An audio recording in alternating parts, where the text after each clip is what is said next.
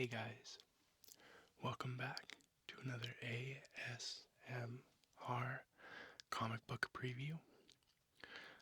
This time around on request from a subscriber by the username of 10 Sparrows. I hope I pronounced that right. If I didn't, please let me know. Um, for Miss Marvel, number 1, volume 4. Um, yeah, I really enjoyed this title. I think whenever people who aren't comic fans that are of the opposite sex of the title character have trouble getting into it. And for me, that's never been a problem, but I've always understood why it can be.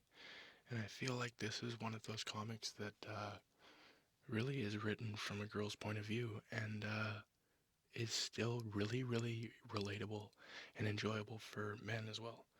So, yeah, let's get right into it, guys. The first thing I want to say is if you haven't already, you should go back and read the previous volume of Miss Marvel, volume number 3. You can buy the whole thing, I think, in one trade. Um, so, yeah, I highly recommend that. It's a lot of fun to read, and this book is really hard to pick up if you haven't read that. There's some characters that you'll kind of be like, who is this? Why is this person relevant? Why do we care about this character? All of those things are built up in volume number 3. So, Miss Marvel is an Inhuman, product of her dormant powers being activated by the Terrigen Mists. I did a little bit of research because I couldn't figure out a word to use for her powers, and I found the word morphogenetics. And basically that means that at any time she has complete control and can manipulate the size of her limbs and her body and actually make herself physically appear different at any time. Um, she can also shrink and expand to microscopic sizes, similar to like what Ant-Man does. Um, and in Volume 3, when she first gets her powers, she kind of abuses them and takes the look of the original Miss Marvel, or Captain Marvel. I actually can't remember quite the beginning of the book. I don't really remember what happens, so I hope I'm not misquoting it, but she does continually, Kamala Khan, the main character here, continually takes the form of others, of her idols, or whoever it may be, and she shortly thereafter finds out that doing those things and taking the form of another actually drains her powers. And obviously stops doing that, and kind of the whole story of that is kind of to be comfortable in your own skin, and it actually that story comes across really, really well. So I'm only going to say it one more time. Go read Volume 3.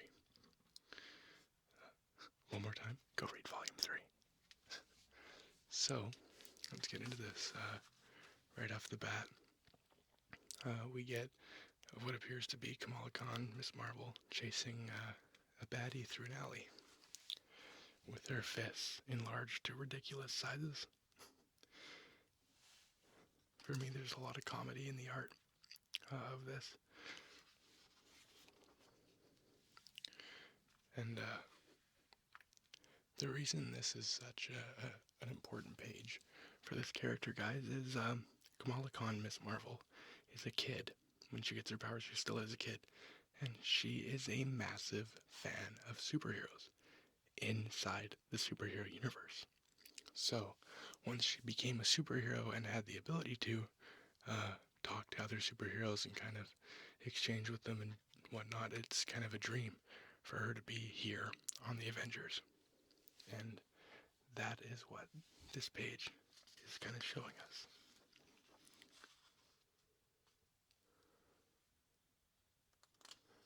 And Kamala Khan is also the first ever Muslim superhero, I believe.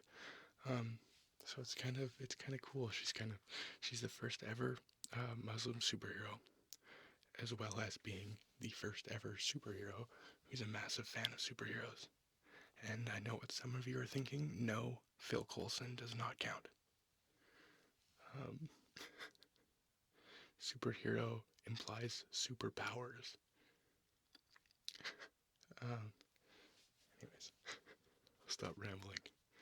This scene's funny here. Tony Stark drops her off in his flashy red convertible, and she reminds him that he promised her he would help with her homework, her physics homework, and he says he's actually got a hot date and has to bail.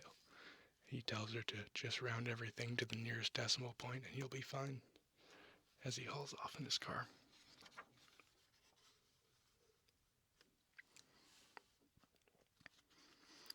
And here we get the reintroduction of a character from the previous volume, Bruno, who at the end of volume 3 kind of professes his love for the main character, Kamala Khan.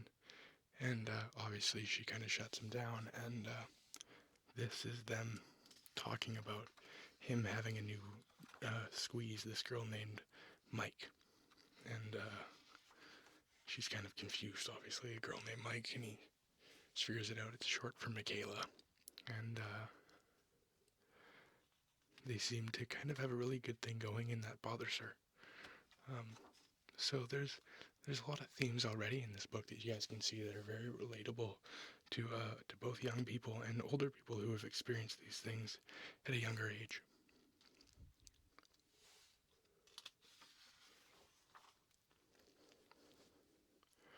And then we get them kind of having the awkward conversation that friends have to have when something like that happens. And it doesn't quite go as either of them wanted it to.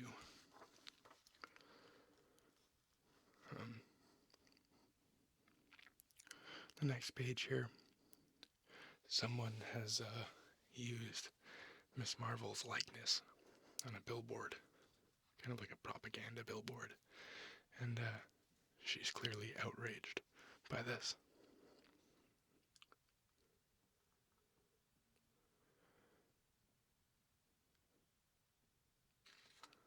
And they make a point of telling you that there used to be vibrant shops here, and kind of like the heart of the community used to be here. And they imply that like these people kind of just came in overnight and wiped out their sense of community in this area. And all the stores are gone, turned into developments and that kind of thing. So there's a lot of base level evil tyranny in this.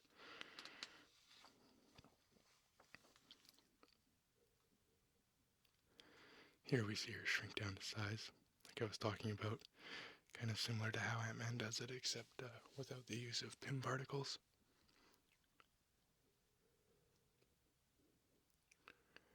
I really like this panel here, with her changing throughout the 4 different sizes.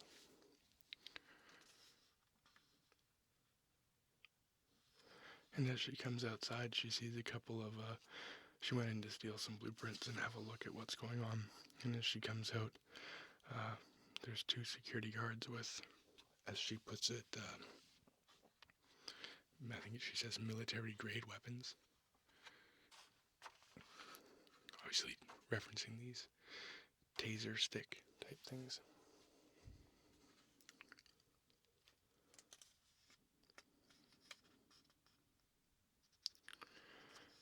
And as she's fighting with them, she kind of beats them both up and she says, "There, problem solved." And then we get a whole bunch of drones, security drones, fly in towards her,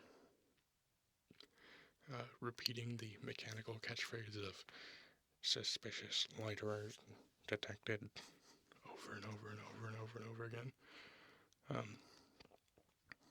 And one of the store owners from that area that was there previously comes up and saves her. And they jump into the truck, which is always kind of funny. I've always found it funny when superheroes just jump into a car. There's a couple moments where I find that just hilarious. Honestly, the biggest one that stands out in my mind is in the Spider-Man 94 animated series. He's, I think it's the first part of the alien costume episodes. And I can't remember who he gets in a car with, but Jonah Jameson, and he makes Jonah drive him somewhere, and it's just the most awkward thing ever. Superheroes don't need to get rides.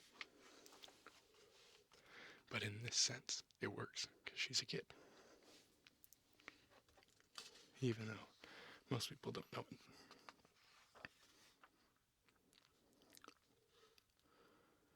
So you can see, because of the big propaganda billboard that people made without her knowledge or permission, the people are kind of revolting against her.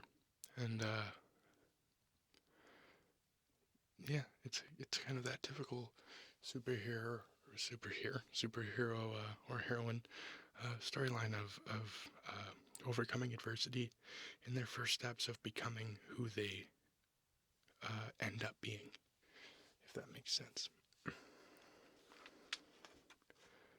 So, being that we're coming up to the conclusion here, towards the end of this book, I am going to close this and not go any further. But I do want to say that I absolutely love this book, and I highly, highly, highly recommend it to absolutely anybody. So, hope you guys enjoyed this ASMR comic book preview, and tune in next time. Thanks for watching, and be well.